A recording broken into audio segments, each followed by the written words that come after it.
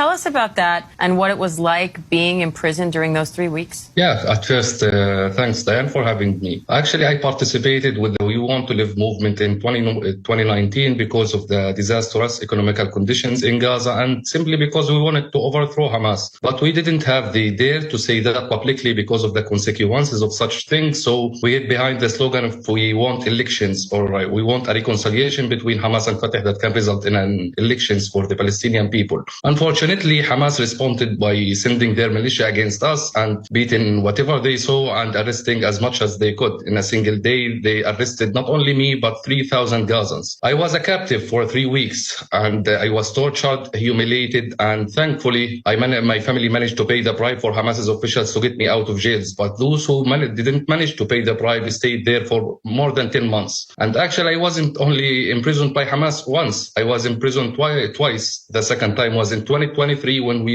protested once again against Hamas in June. So what do you think when you see pro-Palestinian protesters in the streets or on campuses, in some cases showing support for Hamas? Actually, I feel betrayal because when I was back in Gaza, I thought that there is a mass rejection for the ideology of Hamas and the Iranian proxies in the region. But when I came to the West, I was shocked because of the expectations that I made. And I felt betrayal because they are supporting the same regime that hijacked our cause and destroyed our lives for more than 20 years in the Gaza Strip. And you often talk about the limited support from Hamas from people in Gaza. So, according to your experience, how is Hamas viewed there, and why did you end up protesting against them in the first place? If you are talking about before the war, there was a mass support for Hamas, but currently I noticed that there is more support in the West for Hamas more than it is in Gaza. Actually, the people in the Gaza Strip are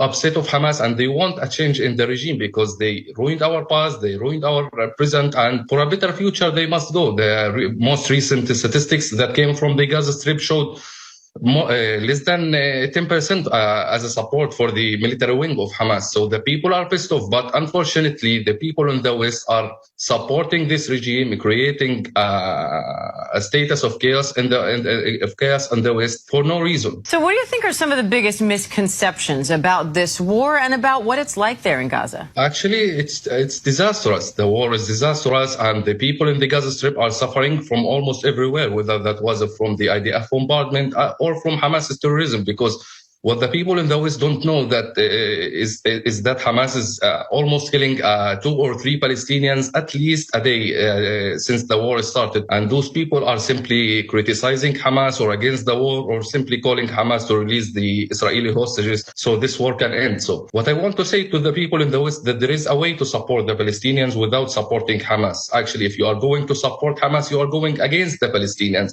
You are going with the same regime that tortured me along with thousands of Palestinians, the same regime that killed Palestinians simply because they protested during the war because they want this war to come to an end. So what's your hope for the future of Gaza? Where do you see this going in another year? Actually, as much as this war is terrible and awful for both parties, but this is a one-in-a-lifetime opportunity. This is an opportunity to get the extremists away and to give the moderate voices an opportunity so they can achieve for the Palestinian people their self-determination, a Palestinian democratic state that can coexist with the state of Israel, not having a foolish dreams about destroying Israel or achieving a big Islamic state in the region. All right, Hamza Hawadi, we appreciate you coming on to tell your story. Thank you for joining.